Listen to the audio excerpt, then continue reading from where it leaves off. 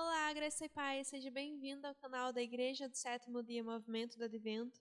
Eu sou a Mariana e esse é o Igor Julião. Nós estamos aqui para juntos estudarmos a lição de número 11, que será recapitulada no sábado, dia 11 de setembro de 2021. A lição de hoje tem como título A Descendência de Abraão e Sua Obediência. Texto básico se encontra em Gênesis 12, o versículo 1 ao 3. Ora, o Senhor disse a Abrão: Sai-te da tua terra e da tua parentela e da casa de teu pai para a terra que eu te mostrarei. E far-te-ei uma grande nação e abençoar-te-ei e engrandecerei o teu nome e tu serás uma bênção. E abençoarei os que te abençoarem e amaldiçoarei os que te amaldiçoarem. E em ti serão benditas todas as famílias da terra. Amém, louvado seja Deus, graça e paz a todos os nossos prezados ouvintes da Palavra de Deus, graça e paz, irmã Mariana, e mais uma vez estamos felizes de estar podendo compartilhar com todos os nossos prezados ouvintes a Palavra de Deus, o pão da vida. Neste texto básico, trazendo aqui o chamado de Deus a Abrão, inicialmente, posteriormente a Abraão, mostrando aqui que Deus fez um pedido para Abrão.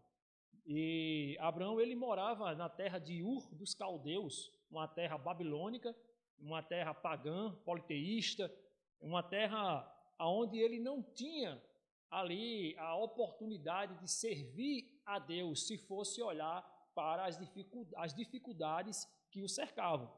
No entanto, Abraão, ele foi considerado o pai da fé.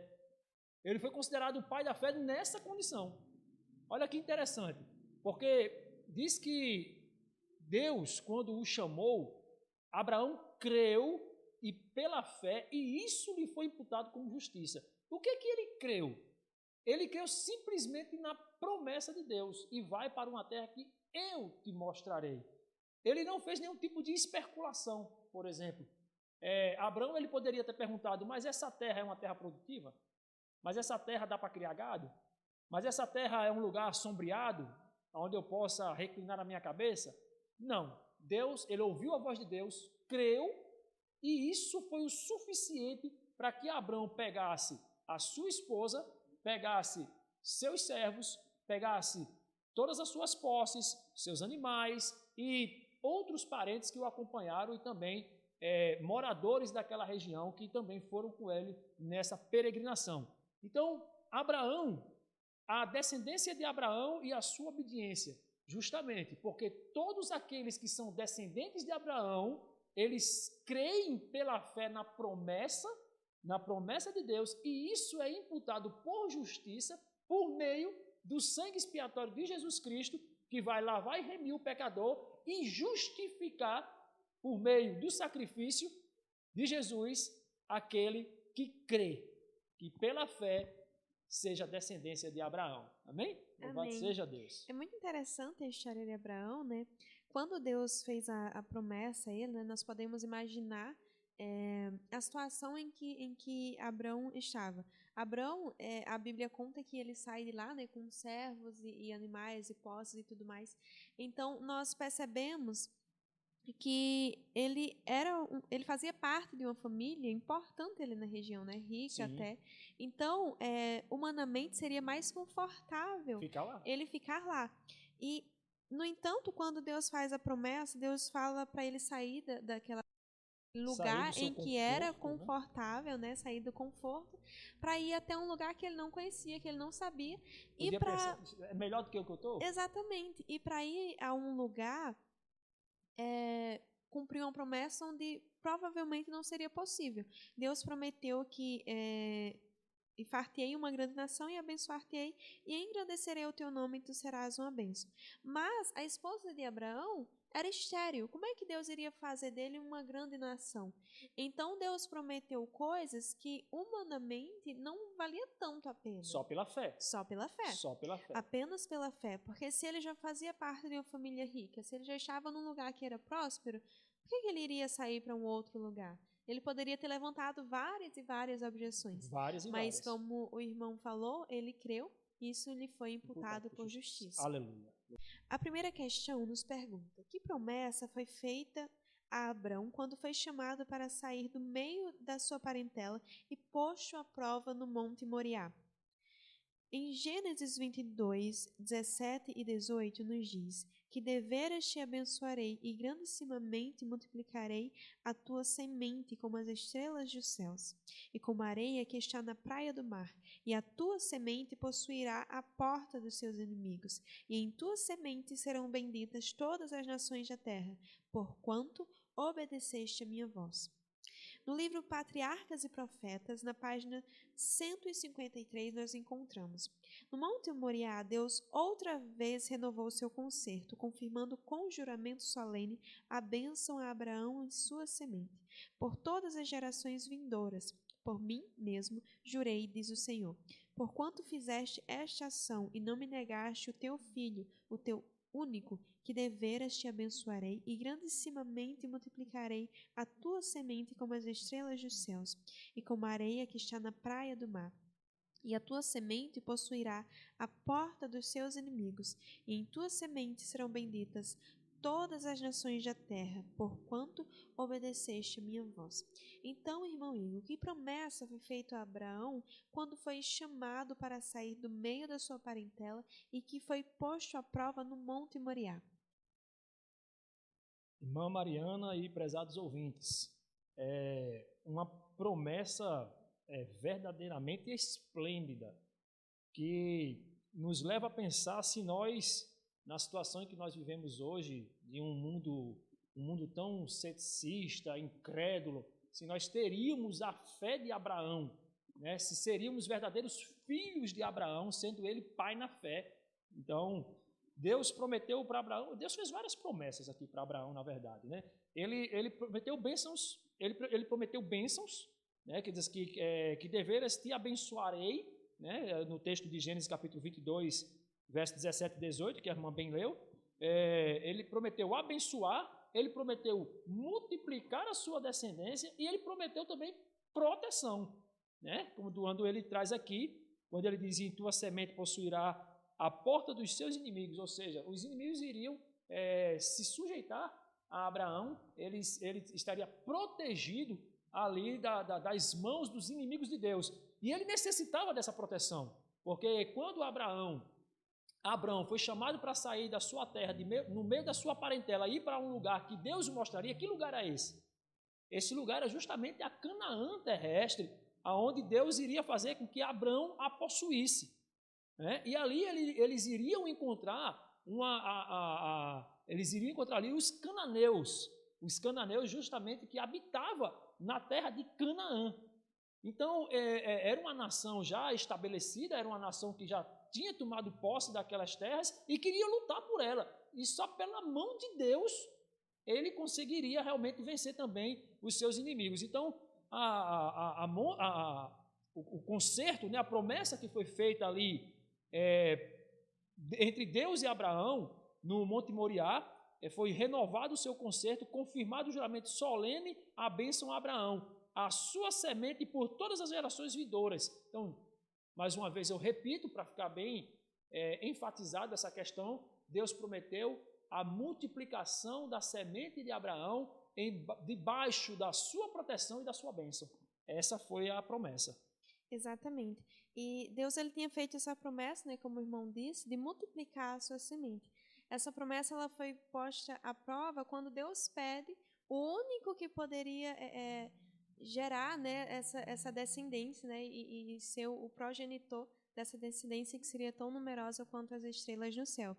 Então, no momento em que Deus pede o único filho que Abraão tinha, essa promessa foi posta à prova, porque Isaac, seria aquele que daria consequência, né, daria sequência à promessa que Deus tinha feito a Abraão. Então, se Deus pede esse único filho que Abraão tinha, como que essa promessa seria realizada, né? Sendo que a promessa era para Isaac, né? Que Isaac seria a pessoa que continuaria essa promessa.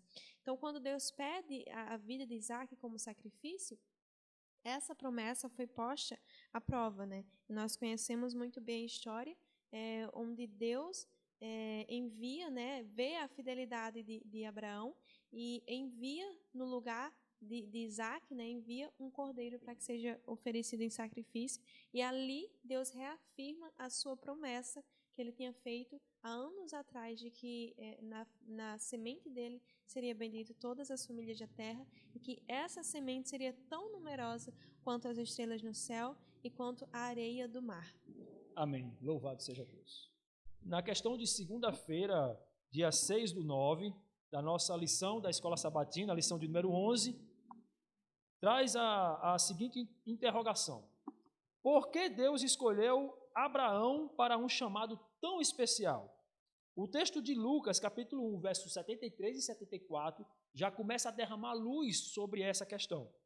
E do juramento que jurou a Abraão, nosso pai, de conceder-nos que, libertos da mão de nossos inimigos, o serviríamos sem temor.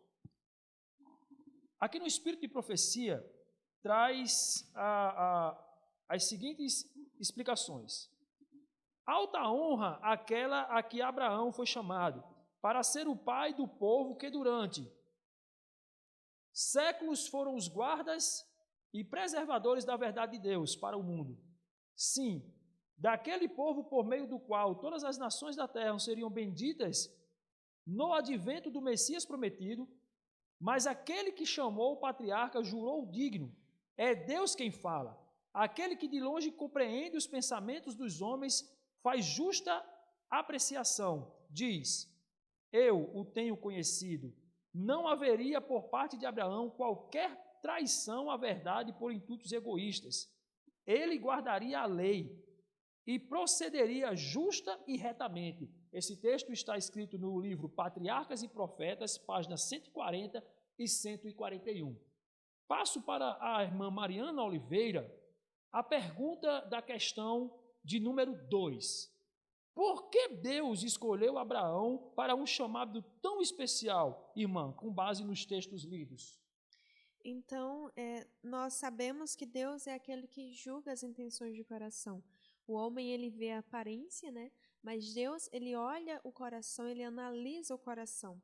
E Deus viu em Abraão um homem que guardaria a lei, que seria obediente e que procederia justa e retamente. Alguém que não iria trair a verdade, que não iria trair o seu propósito e que não iria fugir do concerto que Deus tinha feito com ele. Alguém que iria ser realmente íntegro, alguém que iria ser íntegro na sua jornada e na sua comunhão com Deus. E foi exatamente assim que Abraão foi, né? Ele tanto foi íntegro, quanto ele guiou a sua família após ele. Então, Deus, vendo isso, ele chamou a Abraão, achou-o digno, né? Achou-o digno, porque ele julga o coração, ele analisa o coração.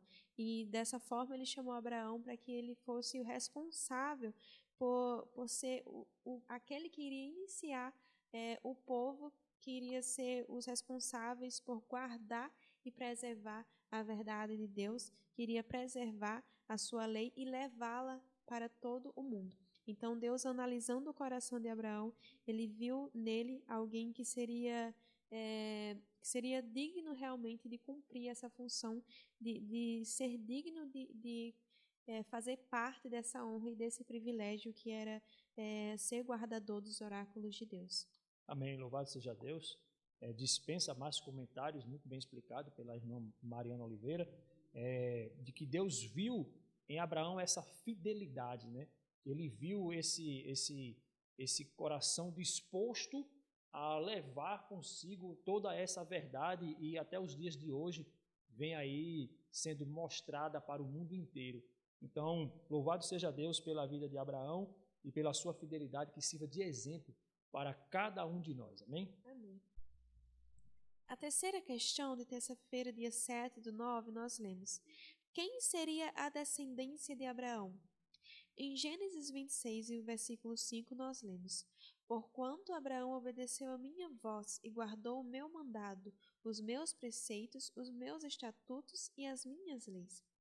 No espírito de profecia nós encontramos: João assegurou-lhes que Deus iria suscitar filhos a Abraão das próprias pedras, para quem ele poderia cumprir sua promessa, ao invés de depender dos filhos naturais de Abraão, que havia negligenciado a luz que Deus lhes tinha dado e se tornou endurecido pela egoísta ambição e descrença perversa. Ele disse-lhes que, se fossem realmente filhos de Abraão, fariam as obras de seu pai Abraão. Eles teriam a fé, amor e obediência de Abraão. Mas eles não deram esse fruto. Eles não tinham direito a Abraão como seu pai ou as promessas que Deus fez à semente de Abraão. Então, quem seria a descendência de Abraão, irmão Igor? Segundo o que está escrito na palavra de Deus, irmã Mariana e prezados ouvintes, as coisas espirituais, elas se discernem espiritualmente.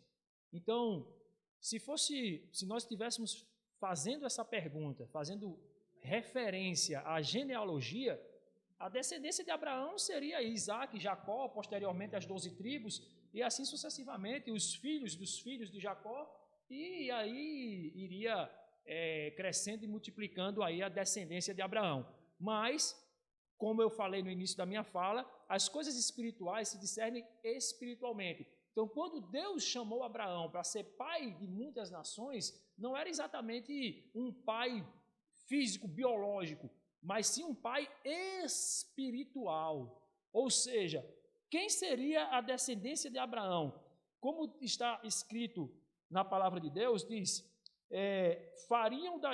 são aqueles que fariam as obras de Abraão, como está escrito em Gênesis capítulo 26, verso 5, mostra que Abraão guardava os mandamentos de Deus. Ou seja, se Abraão era o exemplo, se Abraão era o guardador dos mandamentos de Deus, da lei de Deus, consequentemente e posteriormente, também a sua descendência seria obediente a todos esses preceitos, estatutos e juízos. Então, quem seriam então os filhos de Abraão? Os filhos de Abraão seriam justamente aqueles que fariam as obras de Abraão, né, como está escrito na pena inspirada. Então, concluímos assim que essa descendência, todos nós que fazemos a obra de Abraão, e a obra de Abraão era uma obra de obediência, desde o princípio nós estamos estudando, quando a irmã Mariana citou o caso do sacrifício de Isaac, Abraão obedeceu, olha, pega teu filho, leva para o sacrifício, ele será oferecido a mim. É lógico que Deus não queria sacrifício humano, né? Ele queria apenas testar, trazer à prova a fé de Abraão, e ele mais uma vez passou na prova que possamos passar também. Então, a descendência de Abraão é o Israel espiritual, como diz o apóstolo Paulo. Todos somos filhos de Abraão pela fé em Cristo Jesus. Exatamente. Isso foi algo que os próprios judeus não entenderam. Não entenderam. Eles acreditavam que apenas fazer parte da linhagem genética, da linhagem sanguínea de Abraão, faria deles filhos de Abraão, quando os verdadeiros filhos e filhas de Abraão seriam aqueles que praticassem as mesmas obras, como o irmão explicou, obras essas de obediência. Então, a partir do momento em que eles negligenciassem o compromisso que eles tinham com Deus, então eles deixavam assim de ser filhos de Abraão.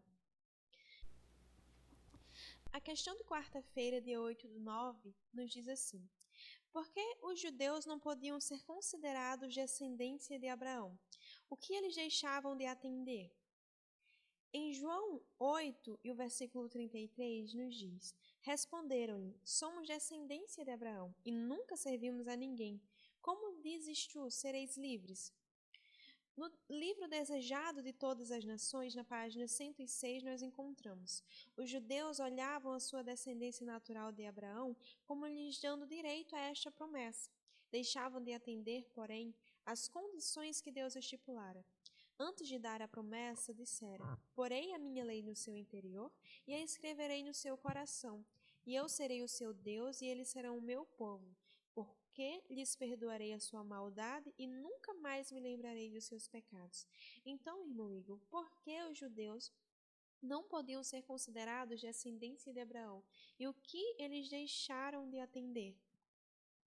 Então, irmã Mariana, existe uma controvérsia no mundo religioso, principalmente no meio do nosso segmento de crença adventista, entre a igreja da profecia e a igreja da promessa. Entre profecia e promessa. Existe aí uma diferença entre esses dois pontos, onde nós não vamos nos deter nesse assunto, isso é um assunto para outra ocasião, mas vem muito a calhar quando nós tratamos da questão da promessa e da profecia, né? Nós não vamos falar de profecia, mas vamos falar um pouco da promessa. Veja só, por que os judeus não podiam ser considerados descendência de Abraão? Nós praticamente respondemos na questão anterior, pela questão não da descendência, né? Eles não eram considerados descendência de Abraão, porque a descendência de Abraão não era pela genealogia, mas sim pelas obras de Abraão, né? E as obras de Abraão eram o quê? Obra de fé, de amor e de obediência. Essas eram as obras de Abraão. Então, eles respondendo já a segunda interrogação que foi feita na mesma questão, o que eles deixavam de atender? Exatamente os requisitos disso. Eles não tinham esses requisitos, eles não tinham esses atributos com eles. Eles não tinham esse atributo da fé, da obediência e do amor, principalmente. Vocês veem que eles faziam distinção de pessoas, distinção de nações, era inimigo ali dos samaritanos, não queria se misturar à nação gentílica. A nação gentílica era uma nação impura, uma nação imunda. Então, eles meio que desprezavam, né, que segregavam outras nações e tinham o exclusivismo como sendo a sua prática de fé, e não o amor, a fé e a obediência aos mandamentos de Deus. Então, sendo bem claro, objetivo, taxativo, por que os judeus não podiam ser considerados? Porque a descendência de Abraão não vinham pelos meios naturais, mas vinham sim pela obediência, pela fé, pelas características, pelas obras de Abraão. Então, segundo o texto do Espírito de Profecia, que também diz assim: deixavam de atender, porém, as condições que Deus estipulara. E quais eram as condições que Deus estipulara? Justamente, a primeira condição era a questão de obediência. E eu achei interessante também, quando no início dessa leitura diz assim: os judeus olhavam a sua descendência natural de Abraão como lhes dando direito a esta promessa. Daí é onde eu iniciei a minha fala falando da diferença entre promessa e profecia, igreja da profecia e igreja da promessa. A igreja de Deus não é exatamente sobre profecia, e talvez aí eu traga muitos comentários de alguns irmãos que têm uma fé, um viés ideológico da fé, da crença adventista conosco. Então veja só, quando se fala da igreja da profecia e igreja da promessa, a igreja de Deus, ela sempre foi pela promessa. Sempre foi pela promessa. Veja que Deus ele prometeu a Abraão que ele seria pai de muitas nações, mas sob condição.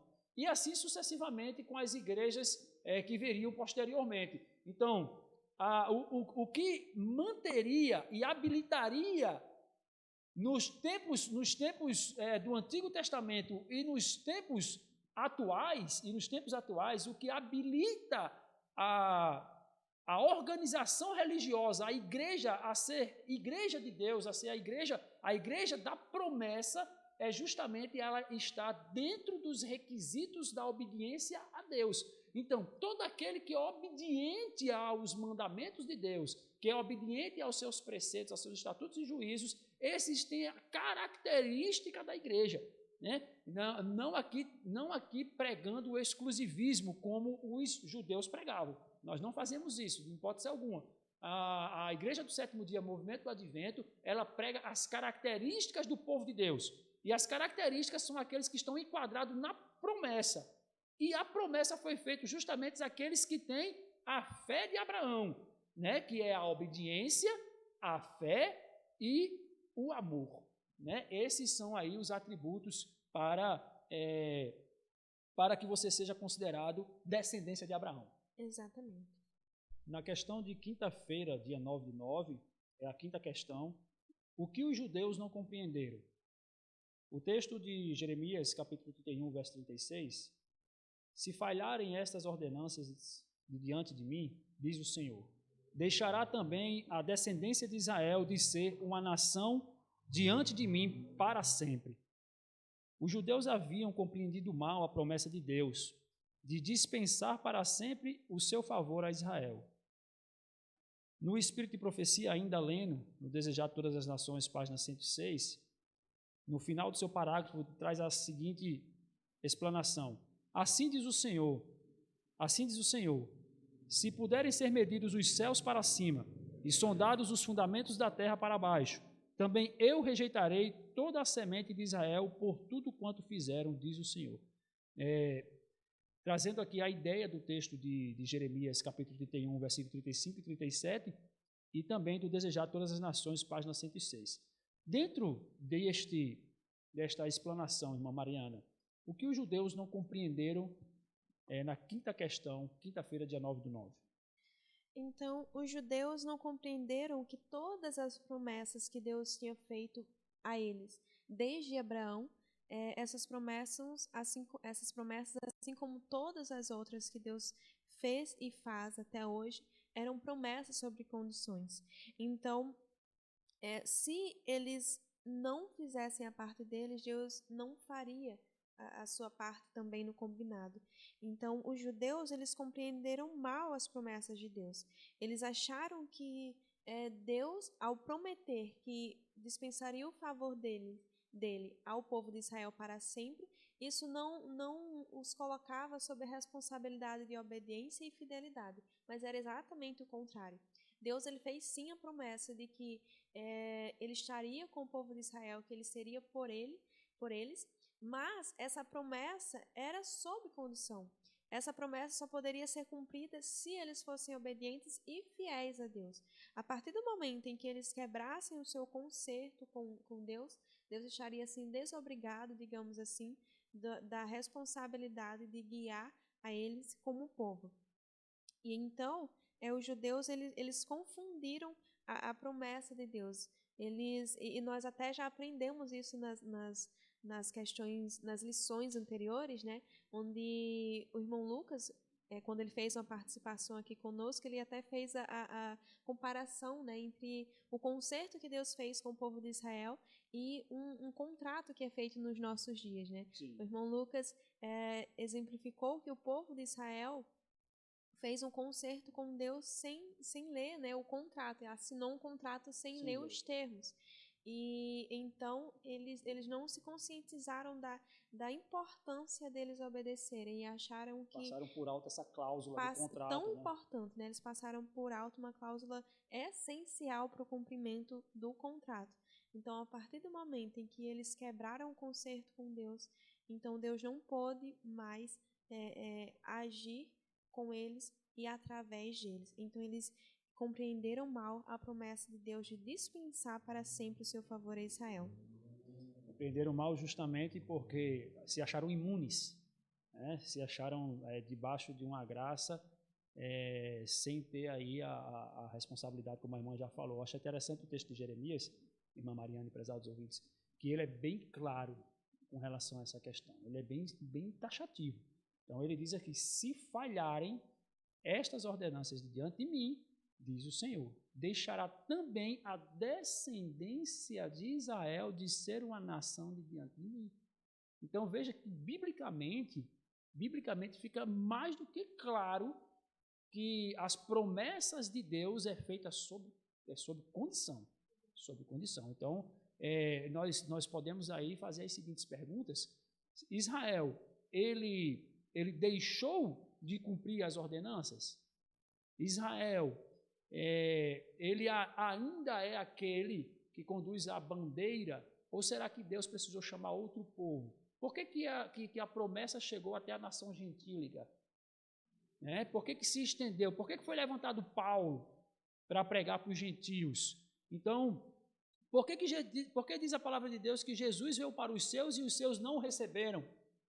Então, todas essas questões, elas dão crédito à explicação que está sendo feita aqui da lição da escola sabatina, de que os judeus, não compreendendo as especificações do nosso Senhor, eles não poderiam continuar debaixo da promessa que Deus, como já dito pela irmã Mariana e exemplificado pelo irmão Lucas, do contrato, e esse contrato ratificado com o sangue do Cordeiro, vale salientar, essa era uma das cláusulas.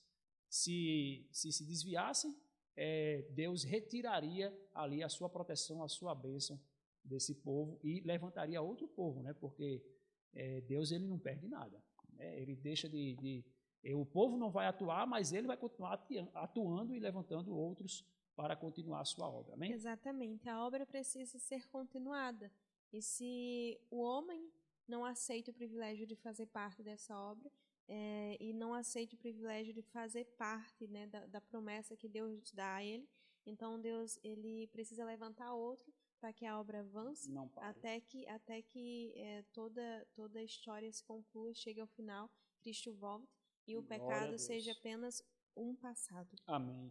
A sexta questão nos pergunta: já que os judeus não tinham as obras de Abraão, sendo transgressores da lei, como foram chamados por Jesus?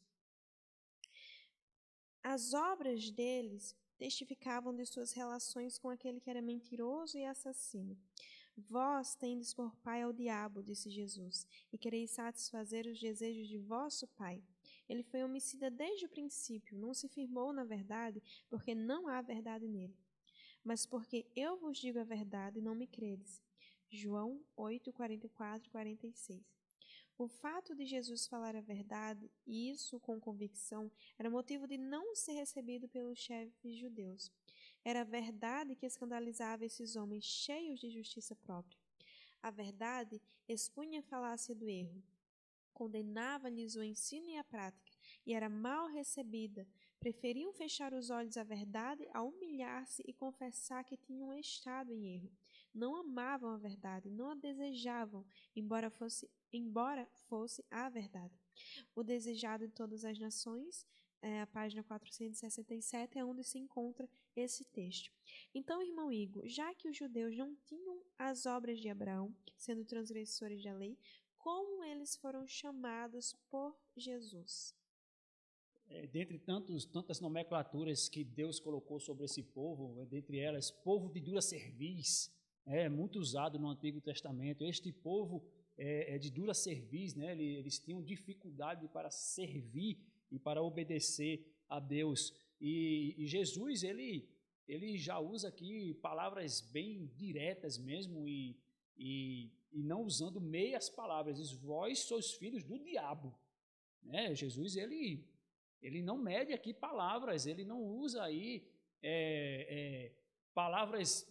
Talvez a melhor palavra mesmo seria essa, né? A palavra melhor escolhida seria essa: vós tendes por pai o diabo, sois filhos do diabo. Isso porque eles entraram ali em uma discussão, em um debate, né? Em que eles responderam para Jesus no texto de João, capítulo 8, do verso 39 a 44, que está escrito assim: disseram-lhe, nosso pai é Abraão. Jesus disse: se fosses filhos de Abraão, fariam as obras de Abraão. Mas agora procurais matar-me a mim, homem que vos tem dito a verdade, que Deus tem ouvido. Veja só, quando Jesus está ali nessa conversa, nesse diálogo com os judeus, com os fariseus, eles trazem aí a sua genealogia à tona, né? Eles levantam, eles se exaltam ali das questões genealógicas. Então, Jesus, em outra ocasião, ele disse: até dessas pedras Deus pode suscitar filhos a Abraão. Então, mostrando para eles que não é pela linhagem, que você se torna filho de Abraão, mas sim pela obediência. Mais uma vez, nós estamos aí batendo nessa tecla: a obediência às verdades de Deus. Isso é o que nos habilita a sermos chamados filhos de Deus, porque, pasmem, nem todos são filhos de Deus. Outro dia eu fiz esse comentário e as pessoas ficavam assim, realmente pasmas. Não, mas como assim nem todos são filhos de Deus? Segundo as Escrituras, segundo o que está escrito na Bíblia Sagrada, nem todos são filhos de Deus. Os que são considerados filhos de Deus são aqueles que aceitam a Cristo como seu Salvador. E por meio de Cristo, aí sim, nós somos co-herdeiros da promessa, como explica bem o apóstolo Paulo. Então veja bem, irmã Mariana, já que os judeus não tinham as obras de Abraão, nós já vimos nas questões anteriores que eles realmente não tinham, eles eram desobedientes, transgressores. Como foram chamados por Jesus? Como são chamados por Jesus aqueles que não têm as obras de Abraão? Hoje, será que mudou a nomenclatura? Então, é algo para que nós venhamos a refletir. É uma pergunta reflexiva. Se diz assim, como foram chamados por Jesus? Diz aqui a palavra de Deus de forma bem enfática, vós tendes por pai o diabo.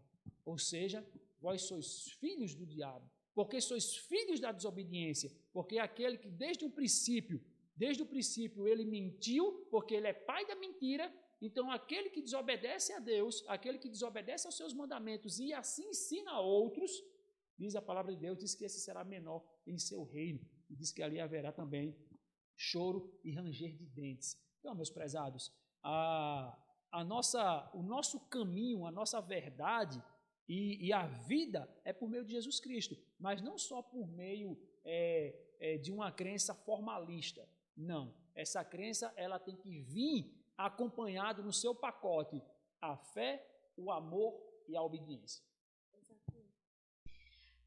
A 7ª questão do sábado, dia 11/9, nos pergunta: quem seriam os verdadeiros judeus considerados filhos de Abraão? No texto de Romanos, capítulo 2, versos 27 e 28, está escrito, porque não é judeu o que o é exteriormente, nem é circuncisão o que é exteriormente na carne, mas é judeu o que é no interior, e circuncisão o que é do coração, no espírito, não na letra, cujo louvor não provém dos homens, mas de Deus. Romanos capítulo 2, verso 27 e 28. No espírito de profecia nós encontramos: o povo judeu poderia ter se arrependido se o quisesse, mas estavam cobertos com as vestimentas de sua justiça própria. Reivindicavam ser descendentes de Abraão e consideravam como sua toda a promessa feita a Israel. Mas o Israel de Deus são aqueles que estão convertidos, não os que vêm da linha de descendência de Abraão. Qual é, pois, a vantagem do judeu? Ou qual a utilidade da circuncisão? Muita sob todos os aspectos, principalmente porque aos judeus foram confiados oráculos de Deus. Romanos 3, 1 e 2 é onde nós encontramos esse texto. Então, quem seriam os verdadeiros judeus considerados filhos de Abraão? Os verdadeiros filhos de Abraão, como nós aprendemos e estudamos durante toda essa lição, seriam aqueles que tivessem as obras de Abraão, aqueles que fossem convertidos e não apenas aqueles que vinham da linha sanguínea, né, da linha da descendência de Abraão. Porque, como nós vimos e sabemos, Cristo disse que até das pedras poderia ser suscitados filhos de Abraão. Mas Deus ele queria aqueles e considerava aqueles que fossem realmente convertidos, aqueles que tivessem as obras de Abraão. Esses sim seriam os filhos de Abraão, aqueles que tivessem a fé, o amor e a obediência. E como aprendemos e entendemos, os judeus eles desconsideraram isso, desconsideraram que para eles serem realmente filhos de Abraão não bastava eles pertencer à linhagem sanguínea de Abraão, mas precisava eles andar nas obras de Abraão. Amém, louvado seja Deus, irmã Mariana. Estamos chegando aí ao final da nossa lição de sábado, dia 11/9. Estamos na última questão, a questão de número 7. Então, os últimos comentários, as considerações finais. Então, por que então que Deus estabeleceu o rito da circuncisão? Se não serviria depois lá na frente. Então, todo o rito dos sacrifícios, eles eram uma forma didática de apontar para Cristo. Veja que o cordeiro, quando ele era imolado, esse cordeiro apontava para Jesus Cristo. Veja que João, ele já traz essa informação quando ele vê Jesus no dia do seu batismo. Este é o Cordeiro de Deus que tira o pecado do mundo. Então, Paulo ele traz a ideia de que a circuncisão não é aquilo que é exterior. Deus ele sempre quis trabalhar com o homem de dentro para fora. Os judeus entenderam então que ele deveria viver em cima de uma aparência, ou seja, ele se converteu por fora, mas por dentro, como diz a palavra de Deus, esse povo me honra com os seus lábios, mas os seus corações estão longe de mim. Então, o que Deus queria? O que Jesus queria? Que interiormente a sua lei fosse cravada nos corações das pessoas, para que eles pudessem obedecê-las fidedignamente. Então, tudo isso, meus prezados, resume-se então na questão de obedecer ou não obedecer. Nós somos salvos pela graça. Pela graça sois salvos, está escrito lá em Efésios. Mas essa graça nos tira a obrigação da obediência? De maneira nenhuma, né? O apóstolo Paulo ele já traz esse pensamento, né? É a lei pecado? Não, de maneira nenhuma. De maneira nenhuma a lei é pecado, porque se não fosse pela lei, eu não conheceria a concupiscência da carne. Então veja que a lei existe para ser obedecida, não é aquela coisa assim, a regra existe para ser quebrada, não, a regra existe para ser obedecida. Então que nós possamos aí ter tirado muitas bênçãos desta lição, que possamos ter compreendido e que possamos pôr em prática, não somente ouvir, né, como diz a palavra de Deus, não venhamos ser ouvintes negligentes, mas operosos praticantes da sua palavra, Tiago capítulo 1, versículo 25, que sejamos assim, esses ouvintes, mas esses ouvintes praticantes da palavra de Deus. Então, se você ainda não conhece a nossa igreja, eu convido você a entrar no site, e se você ainda não é inscrito no nosso canal, se inscreve, deixa teu like, se você tem apreciado esses conteúdos que nós estamos trazendo. Compartilha também para que outros possam vir ser abençoados por essas mensagens maravilhosas, por essas verdades dos últimos dias. E que assim nós possamos propagar o evangelho do reino, como está escrito em Mateus capítulo 24, porque depois que o evangelho do reino for pregado, aí virá o fim. Amém? Louvado seja Deus. Deus abençoe a todos. Muito obrigado por vocês terem nos acompanhado até aqui. Amém. Graça e paz.